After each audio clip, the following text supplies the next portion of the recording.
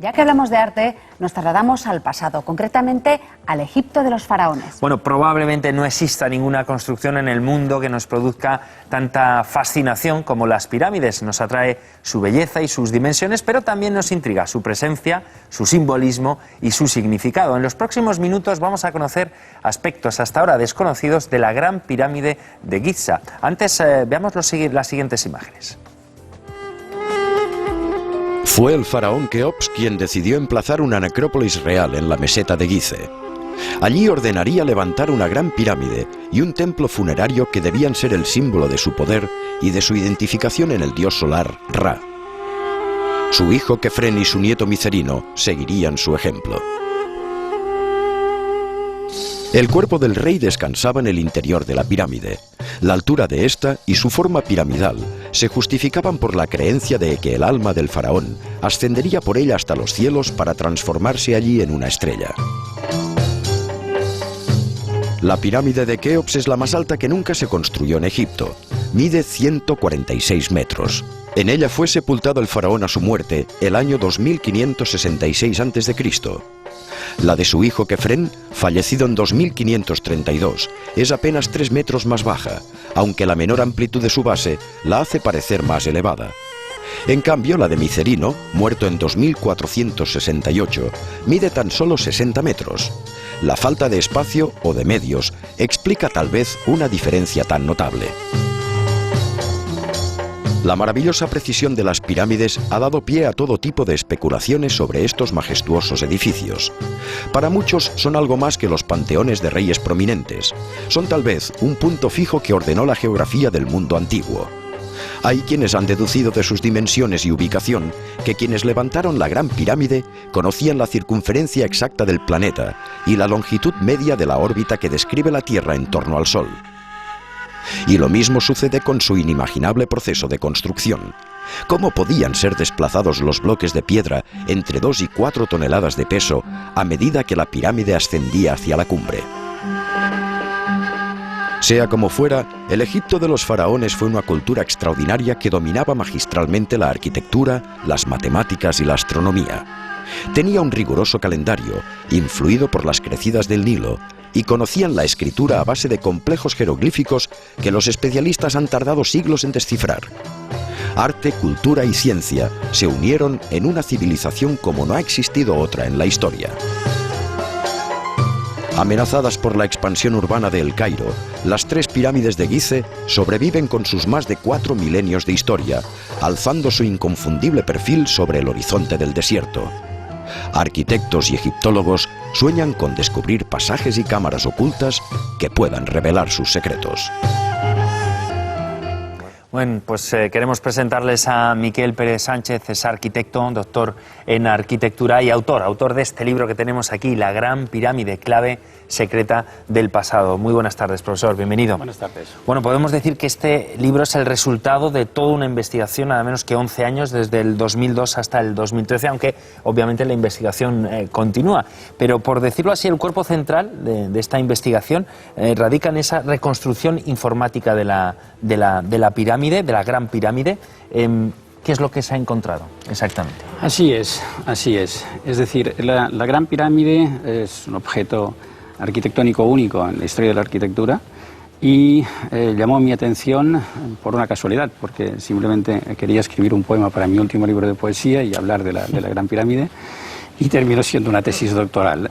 Bien, en esta tesis doctoral el elemento central de la misma, como muy bien has dicho, ha sido la reconstrucción informática del modelo original de la Gran Pirámide, es decir, el modelo que los arquitectos utilizaron para construirla, que los arquitectos egipcios, por descontado. ¿Y qué datos ha encontrado exactamente? Bueno, en primer lugar, la reconstrucción ya ha sido bastante impresionante, ¿no? Porque el dato que me llevó a querer realizar la tesis doctoral fue que una vez la pusimos en el ordenador, vimos que había una dificultad geométrica en su propia estructura, resolvimos la dificultad geométrica y cuando le pedimos al ordenador qué superficie tenía la Gran Pirámide, nos dijo 100.000 veces el número pi. Y 100.000 veces el número pi representaba, que incluso nos daba un decimal más, representaba que conocían estos señores el número pi, los arquitectos egipcios, con 6 cifras decimales de precisión. Y se tarda 3.000 años, la ciencia matemática tarda 3.000 años en conseguir definir el número pi con 6 cifras decimales.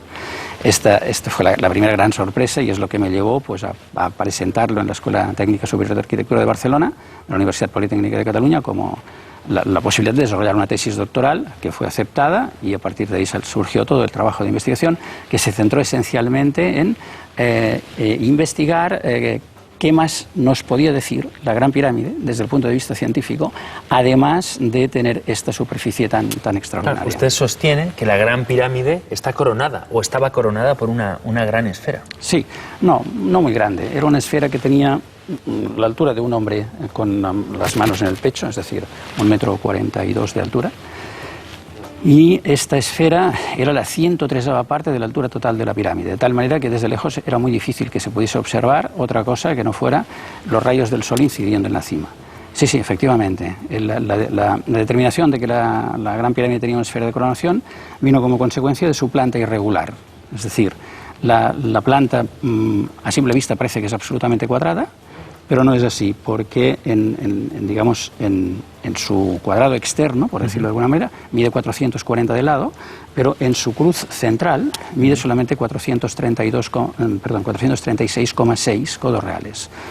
Con lo cual, ¿qué ocurría? Que al poner la inclinación que determinamos a partir de los bloques de piedra que todavía han quedado, al poner esa inclinación justo en el centro de las caras laterales, no llegábamos hasta arriba.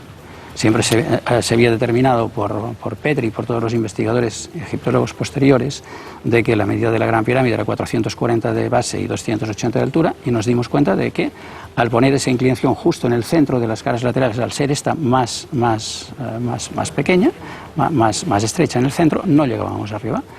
Y la pregunta fue, ¿qué puede faltar? ¿Qué puede faltar? ¿Por qué está ocurriendo esto, no? La respuesta fue muy sencilla, fue decir, bueno, ¿cuál es el momento álgido, mágico de una pirámide o de una montaña? El momento en el que es coronado por el sol. Los mismos piramidones que habitualmente coronan las pirámides nos lo dicen, porque esos piramidones suelen tener un sol alado dibujado en las mismas, símbolo de Ra, ¿no? Entonces, claro, la pregunta era, bueno, pues ese sol alado, ¿y si estuviera en 3 dimensiones? ¿Qué sería? Una esfera. Una esfera. Pero es que además la esfera es el elemento cósmico por excelencia, porque los cuerpos celestes son esféricos. Claro, ¿sería esa la razón de ser, ese homenaje a Ra? Bien, esa sería una de las razones de ser. Otra de ellas era la dificultad de instalar una esfera en la cima de una pirámide, porque de hecho es un equilibrio absolutamente inestable.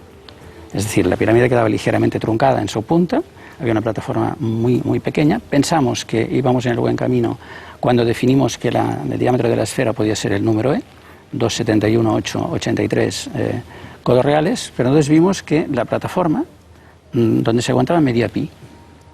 Que el hecho de que midiese otra vez el número pi nos dio la pista de que podíamos estar en el buen camino. Entonces reconstruimos así la pirámide, y fue cuando al pedirle al ordenador qué superficie tenía, nos dijo 100.000 veces el número pi con una precisión de un decimal, que posteriormente arquitectos de la Universitat Internacional de Cataluña, de la Escuela Técnica Superior de Arquitectura de Barcelona, de esta universidad, especialistas en dibujo en 3D, han reconstruido nuevamente el monumento y han conseguido un segundo decimal de precisión, lo cual representa que en vez de 3.000 años, el monumento se avanzó en 4.000 años a la definición del número. Absolutamente sorprendente y absolutamente extraordinario. O sea, te puedes imaginar que en el momento en el que encontré esto no me lo podía creer bajo ningún concepto, ¿no? Y en cuanto a la esfera, ¿de qué material podía estar hecha, profesor? Ahí solamente podemos hacer hipótesis. Es decir, la hipótesis que podemos hacer es de que lo razonable es que fueran del mismo tipo de piedra, de alguna manera, la piedra caliza de Tura, que estaba toda la pirámide, pero de la misma manera que los obeliscos y los piramidones, muchos de ellos estaban recubiertos de electrón, que es una aleación de oro y plata que tiene propiedades electromagnéticas, probablemente, pero solamente es una hipótesis, la esfera estaría recubierta del mismo material. Bueno, otro aspecto que muchas personas desconocemos es que la Gran Pirámide no está formada por caras triangulares, sino por 8 semi. Claro. Eso es consecuencia de lo que te explicaba. Es decir, a partir del momento en el que el centro de la Gran Pirámide, la cruz central de la Gran Pirámide, es más estrecha que los extremos del cuadrado donde está inscrito, lástima, tendríamos que tener alguna cosa para dibujar aquí. ¿Qué ocurre? Que se marca el centro de las caras laterales y se divide en dos partes. En esa imagen que tenéis ahí en la pantalla, ahí lo estamos viendo. puedes ver cómo sí. a la derecha está marcada Hay por... dos semicaras. Eso es, efectivamente. Pues eso sucede, lo que pasa que en la cara de la izquierda no se ve a causa del efecto de la luz, pero sucede en todas las caras de la Gran Pirámide. Por tanto, el monumento, en vez de ser un monumento de 4 caras triangulares, es un monumento de 8 semicaras triangulares, que visto aéreamente, hay fotografías de la NASA que te lo definen perfectamente, vemos que tiene una forma ligeramente estrellada, de estrella de 4 puntas. ¿Por algún motivo especial? Tampoco. A ver, ahí tendríamos que entrar en cuál fue los parámetros intelectuales que a los arquitectos del Antiguo Egipto les llevaron a definir un monumento de estas características y de esta forma. No estoy en su cabeza. Sí, claro, muchas veces se habla, ¿no?, de cómo esta cultura egipcia ha sido de las más avanzadas. Conocían el teorema de Pitágoras 20 siglos antes. Sí, esto tampoco es demasiado difícil de entender por lo siguiente. Vamos a ver. Pitágoras, igual que muchos sabios griegos, quiero decir, tenían como, entre comillas, universidad propia el viaje a Egipto. Es decir, los grandes sabios de la antigua Grecia aprendieron del antiguo Egipto. El caso de Pitágoras es excepcional porque estuvo entre 10 y 20 años en Egipto y fue ungido sacerdote. Por tanto, tenía acceso a los conocimientos científicos de los egipcios. Entonces, el teorema de Pitágoras está claramente en la Gran Pirámide y está en toda la llanura de Gizeh, que se estructura en base a triángulos de Pitágoras. ¿Qué es un triángulo de Pitágoras? Un triángulo rectángulo que tiene los 3 lados formados por números enteros. Es decir, 3, 4, 5 es un triángulo de Pitágoras.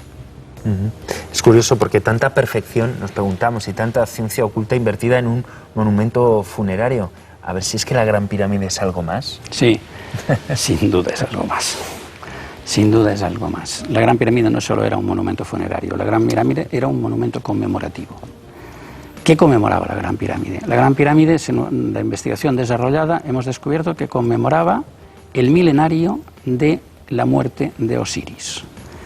¿Qué era la muerte de Osiris? ¿Qué significaba? Es decir, la muerte de Osiris era conmemorada en el calendario egipcio con 4 días de luto.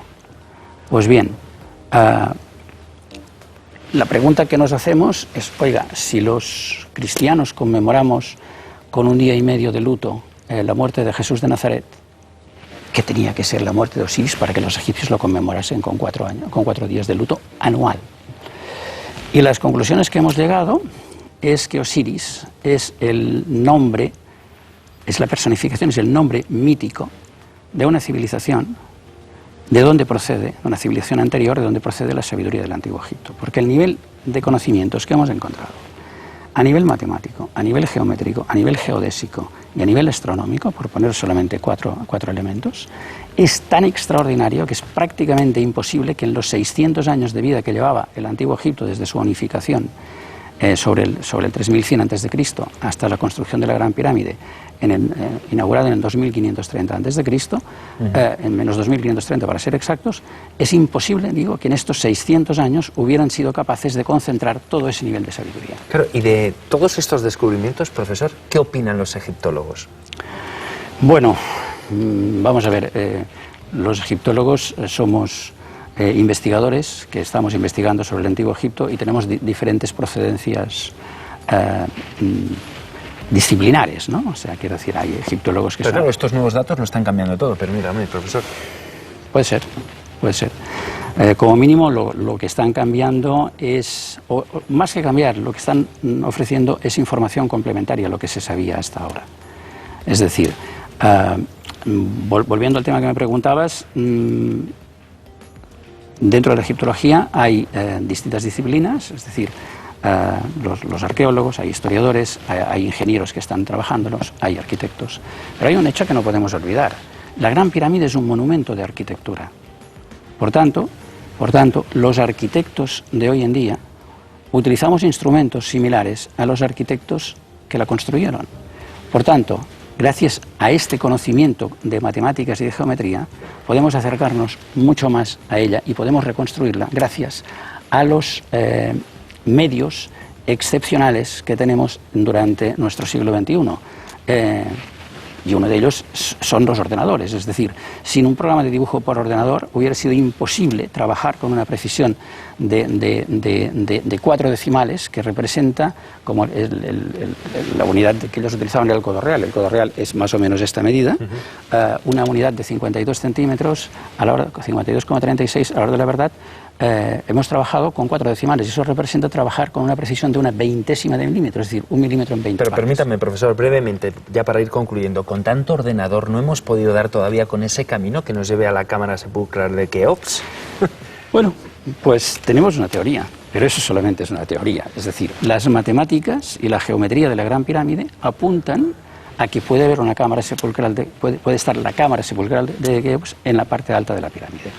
Pero esto solo es una teoría, es decir, de la misma manera que puedo afirmar que he reconstruido exactamente la Gran Pirámide porque el monumento nos lo certifica con una ley matemática, no puedo certificar para nada de que la teoría de que está en la parte alta sea correcta hasta que no la encontremos. Bueno, de momento la Gran Pirámide sigue guardando sus misterios. Muchísimas gracias, profesor, por la visita. Pere Sánchez Pla. Y pienso que hay para generaciones de terminarla de descifrar. Veremos qué nos depara el futuro. Muchas gracias. Gracias a vosotros.